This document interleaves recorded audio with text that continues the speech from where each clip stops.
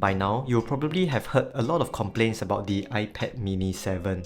Like the fact that it doesn't have higher refresh rate, it doesn't have thinner bezels, and it doesn't have an OLED display. After using this iPad mini 7 for a few days, I've gathered some opinions about it and I'm starting to realize Apple's design choices behind the iPad mini 7. I'm going to try and defend this iPad because I think most people don't realize the target audience of this device, and that is why it has become the most misunderstood tablet in the iPad lineup. So without further ado, let's jump right into the first defense that I have for this iPad, and that is the screen. The iPad mini 7 has an 8.3-inch liquid retina display with IPS panels, and it has a 60Hz refresh rate, both of which are the same as the iPad mini 6.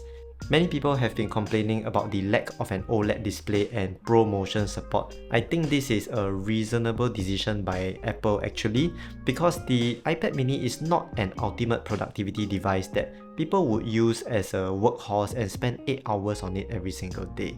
I think that the iPad mini is an intermediary device for people who might want a slightly bigger screen than their iPhones to watch their movies, or perhaps they want a device that is more portable than their work laptop to do some light tasks while traveling.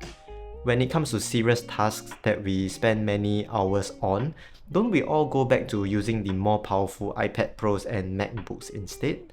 So if most people don't spend most of their time on an iPad mini, it doesn't really make sense for Apple to put the better features like the OLED and the ProMotion support on this iPad. An iPad mini is more like a nice to have device. It is not a device that will cause immense inconvenience to people even if they don't have it for school or for work.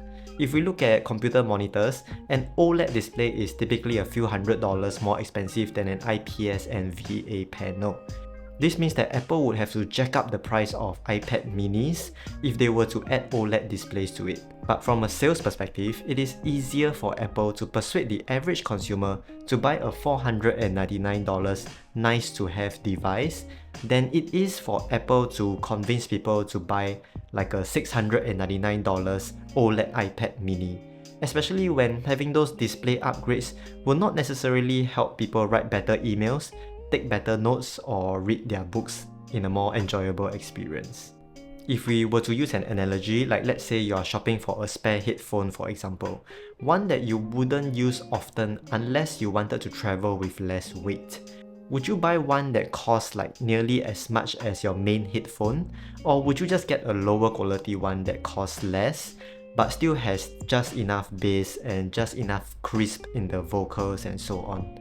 Some people certainly would get an equally expensive headphone as their spare set, but they are a small minority of people who want nothing less than the absolute best audio experience.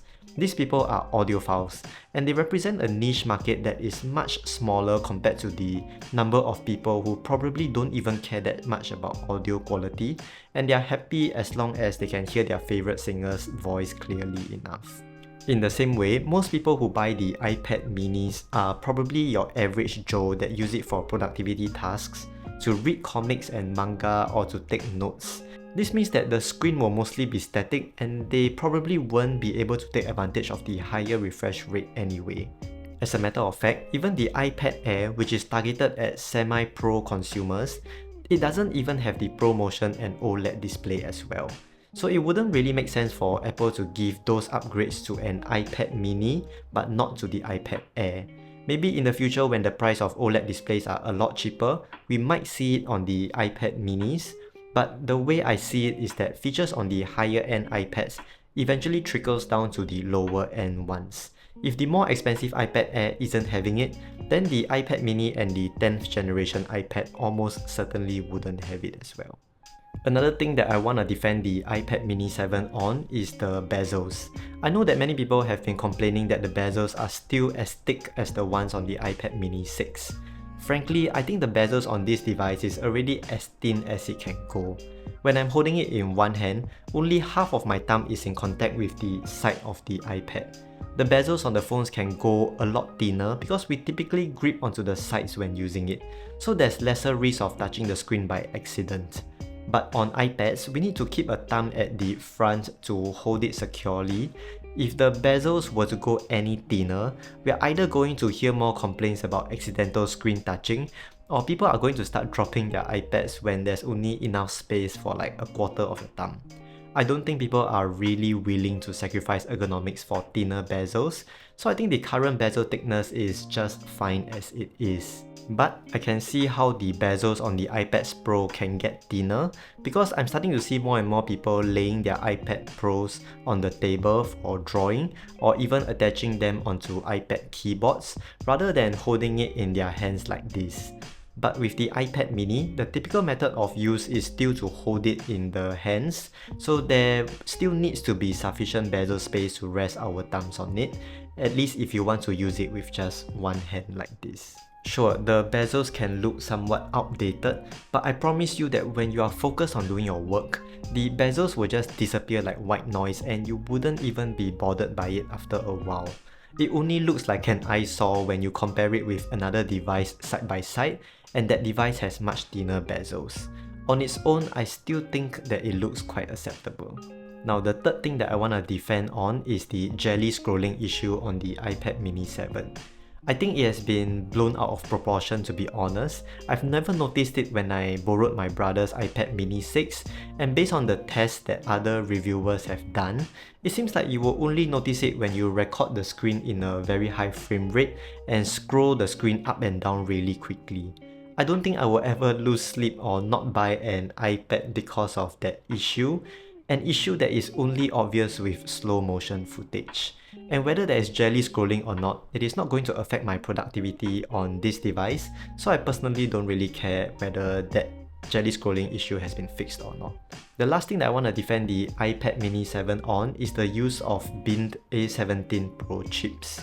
In case you're not aware, the A17 Pro chip used on the iPad mini 7 is not quite the same as the A17 Pro chip used in the iPhone 15 Pro models, because the ones on the iPad mini 7 actually has one less GPU core. It only has 5 GPU cores instead of the 6 cores in the iPhone 15 Pro models. The reason is because when Apple produces A17 Pro chips, or any chips for that matter, there is bound to be some chips that will have some cores that do not meet the required standard. So Apple keeps those chips that have one unsatisfactory GPU core and they place it in a bin, and that's why you have the term bin chips. I know that on the surface this sounds like an unreasonable, and frankly it sounds like Apple is lying to the consumers. But before you start hating on Apple, you should know that this is actually a very common thing for manufacturers to do and has actually been going on for decades. In fact, Intel has been doing the same thing with their chips, just that they have been marketing it in a different way.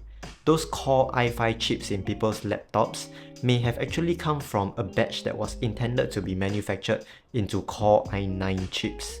But because some of the cores became unstable and do not meet the stringent requirements for Core i9 chips, they get marketed as Core i5 chips instead, which have lesser CPU and GPU cores. The way that Apple have marketed it is by outright offering you two chips with the same name but with different number of cores. The one with the lesser core is obviously the bin chip. So back to the context of the iPad mini 7, the reason why I'm defending this practice is because the use of binned A17 Pro chips on the iPad mini is not that big of a deal, because most typing, web browsing and email tasks use CPU instead of GPU, so having one less GPU core should not affect the performance that much.